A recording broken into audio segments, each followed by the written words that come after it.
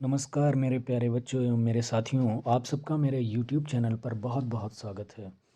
आज की क्लास हमारी CDP से रिलेटेड कुछ क्वेश्चन होंगे जो यूपी टेट तथा सी टेट के लिए बहुत ज़्यादा फायदेमंद होंगे। तो आप लोग थोड़ा ध्यान दीजिएगा क्वेश्चन पर। सबसे पहला क्वेश्चन है, किसी शिक्षक को यदि यह लगता है कि उसका एक विद्यार्थी जो पहले विषय वस्तु को भली प्रकार सीख रहा था उसमें स्थिरता आ गई है। शिक्षक को इसे ऑप्शन दिए हुए हैं, 4 ऑप्शन दिए हुए हैं। सीखने की प्रक्रिया की स्वाभाविक स्थिति मानना चाहिए, विषय को स्पष्टता से पढ़ना चाहिए, विद्यार्थियों को प्रेरित करना चाहिए या उपचारात्मक शिक्षण करना चाहिए। जब कोई शिक्षक होता है और उस क्लास में जब उसे ये लगता है कि बच्चा जो पढ़ रहा है और अचानक से उसमें स्थिरता आ गई है, तो वो स्थिरता कभी कभी स्वाभाविक होती है। वो स्थिरता जो होती है मेरे प्यारे बच्चों, वो स्वाभाविक होती है, तो उसमें घबराने वाली बात नहीं होती है। इसमें ऑप्शन नंबर ए टिक कर देना है, क्योंकि वो स्थिरता जो होती है वो स्वाभाविक हो जाती है। इसी तरह क्वेश्चन नंबर 2 पर पहुंचेंगे और क्वेश्चन नंबर 2 को पढ़ते हैं ध्यानपूर्वक। आप लोगों को एग्ज़ाम में थोड़ा ध्यान से सीडीपी करनी है, क्योंकि सीडीपी के जो क्वेश्चंस होते हैं वो काफ़ी ज़्यादा आपको ऐसे लगेंगे कि 3 से 4 ऑप्शन सही हैं, लेकिन आपको वहाँ ध्यान देना है। जो पहला क्वेश्चन है यूपी टेट में आ चुका है, पेपर फर्स्ट में 2013 के यूपी टेट में ये क्वेश्चन आ चुका है और सी टेट में कई बार ये पूछा जा चुका है। क्वेश्चन नंबर 2 पर आएंगे। यदि शिक्षक कक्षा में एक छात्र को समस्यात्मक, कोई छात्र होता है जो समस्यात्मक होता है, बालक के रूप में पाता है, तो उसे, अब ऑप्शन को ध्यान से पढ़ेंगे। ए बी सी 4 ऑप्शन हमारे पास हैं, इसमें से कौन सा ऑप्शन हमें सही लगेगा उस पर ध्यान देना है। पॉजिटिव आंसर को हमेशा क्लिक करना है, निगेटिव आंसर पे कभी भी क्लिक नहीं करना है। तो सबसे पहला ऑप्शन है बच्चे को नज़रअंदाज कर देना है। बिल्कुल नहीं, बच्चे को आप नज़रअंदाज नहीं कर सकते हैं। बच्चे को परामर्श देना चाहिए, तत्काल घर वापस नहीं। किसी को घर वापस करके आप उसे शिक्षा ग्रहण नहीं करवा सकते। तो बच्चे को दंड देना चाहिए, बिल्कुल नहीं, दंडात्मक प्रणाली को हमें बिल्कुल नहीं अपनाना है। तो हमारा जो ऑप्शन सही होगा वो बी ऑप्शन सही हो जाएगा।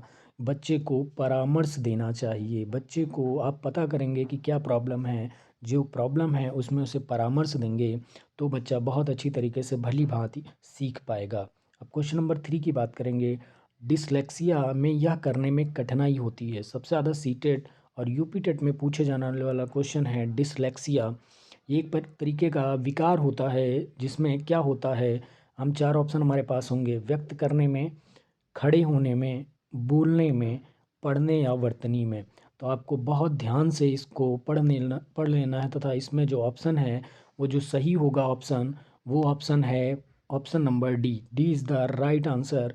पढ़ने में, डिसलेक्सिया जो है पठन संबंधित विकार है जिसमें बच्चे को पढ़ने में समस्या होती है। तो डिसलेक्सिया जो है वो पठन संबंधी विकार है।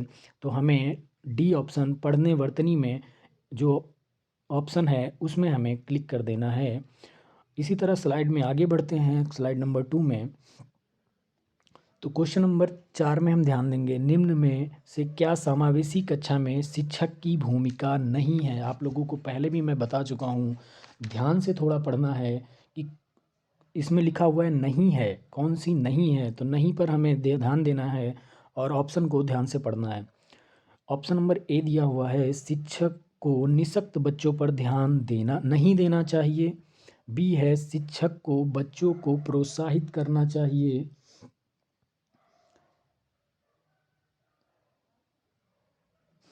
शिक्षक को सीखने में अक्षम को अतिरिक्त समय देना चाहिए।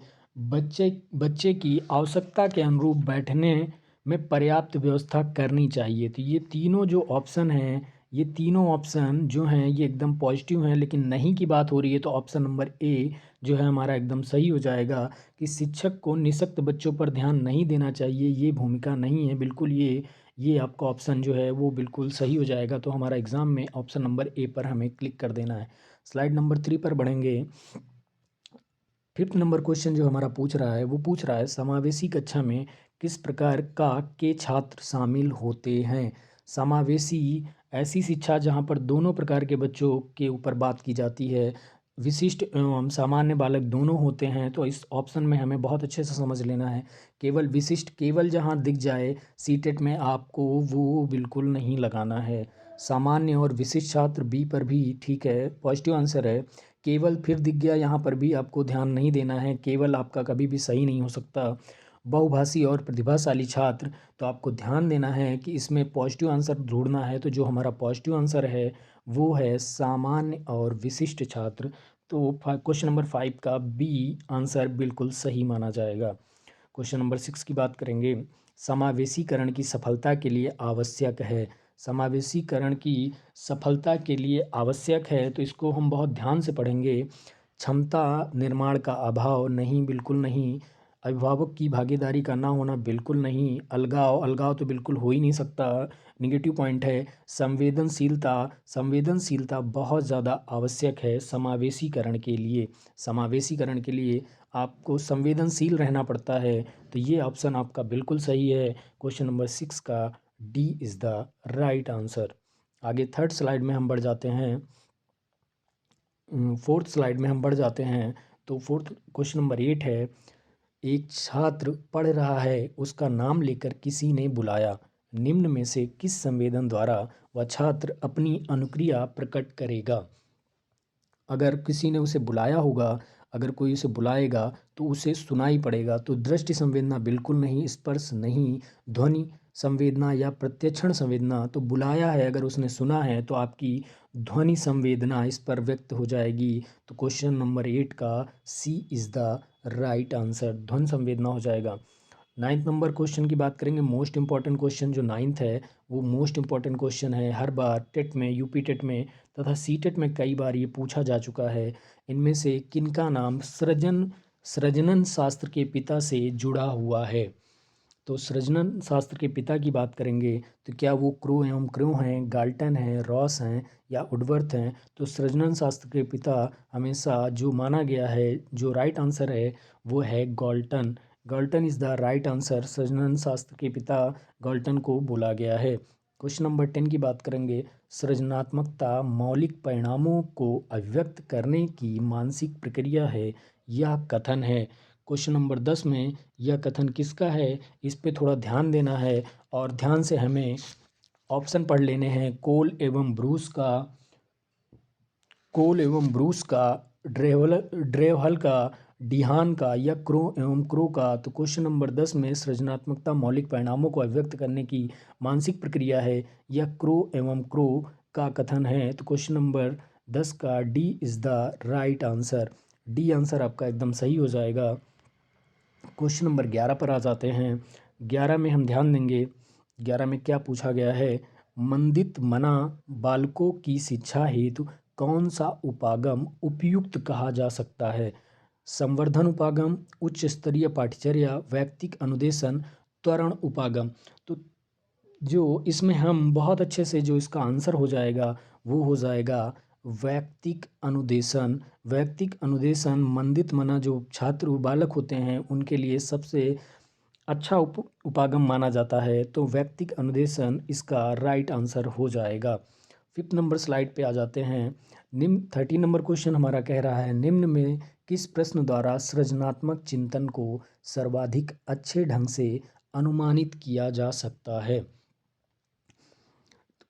ए नंबर ऑप्शन है, क्या आप इसका उत्तर बता सकते हैं? इसे कितने भिन्न तरीकों से हल किया जा सकता है? इसे कौन बता सकता है? सही उत्तर बताइए। तो जहाँ पर क्रिएटिविटी निकालनी होगी, जहाँ पर बच्चे के अंदर कितना क्रिएशन है, कितना क्रिएटिविटी है, ये निकालनी होगी, तो हमें कितने तरीकों से किसी चीज़ को हल करा जा सकता है वो उसके क्रिएटिविटी को दिखाता है। क्रिएटिविटी को दिखा देगा कि कितने तरीके से कोई चीज़ हल की जा सकती है।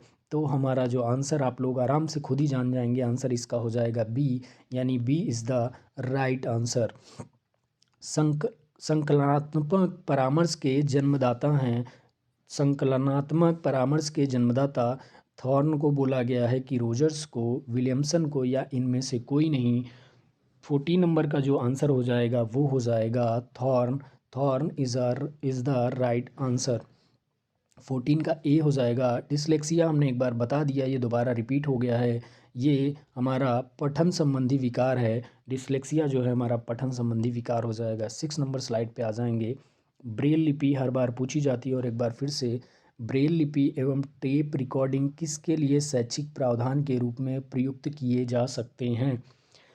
दृष्टिबाधित विद्यार्थी, अस्थिबाधित विद्यार्थी, श्रवण बाधित विद्यार्थी, शारीरिक रूप से विकलांग विद्यार्थी। ब्रेल लिपि जो है वो लुईस ब्रेल द्वारा बनाई गई लिपि है, जिसमें जो ब्रेल थे, लुईस ब्रेल थे, वो खुद ही क्या थे, वो दृष्टिबाधित थे। तो इसलिए इसका जो राइट आंसर हो जाएगा दृष्टिबाधित विद्यार्थी, इसका राइट आंसर हो जाएगा। दृष्टिबाधित विद्यार्थियों के लिए ब्रेल लिपि एवं टेप रिकॉर्डिंग माध्यम प्रावधान के माध्यम का यूज किया जाता है, तो दृष्टिबाधित विद्यार्थी is the right answer. CWSN बहुत ज़्यादा पूछा जाता है। CWSN का फुल फॉर्म कई बार पूछ लिया जाता है और कई बार इसको अलग अलग तरीके से सीटेट तथा यूपीटेट में पूछा जाता है। CWSN क्या है का अर्थ है मजबूत आवश्यकता वाले बच्चे, एकांगी आवश्यकता वाले बच्चे, विशिष्ट आवश्यकता वाले बच्चे या मृदु आवश्यकता वाले बच्चे। तो CWSN का जो आंसर हो जाएगा वो हो जाएगा विशिष्ट आवश्यकता वाले बच्चे। विशिष्ट आवश्यकता वाले बच्चे CWSN, child with special need, इसका फुल फॉर्म हो जाता है चाइल्ड विद स्पेशल नीड, यानी विशिष्ट आवश्यकता वाले जो बच्चे होते हैं CWSN उनको बोला जाता है। इसका शॉर्ट फॉर्म CWSN तथा फुल फॉर्म जो हो जाएगा child with special need, CWSN बोला जाता है। क्वेश्चन नंबर 18, निम्न में कौन सा परामर्श का एक तत्व नहीं है? ध्यान देना है, नहीं फिर से आ गया है। साक्षात्कार, विश्वास, वृत्तिक वृद्धि या संप्रेषण। तो जो इसमें का आंसर हो जाएगा ये सब कुछ परामर्श का तत्व है। साक्षात्कार भी है, विश्वास भी है, संप्रेषण भी है, लेकिन वृत्तिक वृद्धि जो है वो परामर्श का एक तत्व नहीं है। तो 18 नंबर का जो आंसर हो जाएगा वृत्तिक वृद्धि, C is the right answer. मैं आशा करता हूँ कि आप लोगों को ये क्लास बहुत ज़्यादा पसंद आई होगी। आप लोगों को ऐसी ही आगे क्लासेस प्रोवाइड की जाएंगी। आप लोगों को अगर क्लास अच्छी लगे तो आप लोग मेरे चैनल को सब्सक्राइब ज़रूर करें तथा कमेंट में अपनी बातों को ज़रूर रखें। बहुत बहुत धन्यवाद।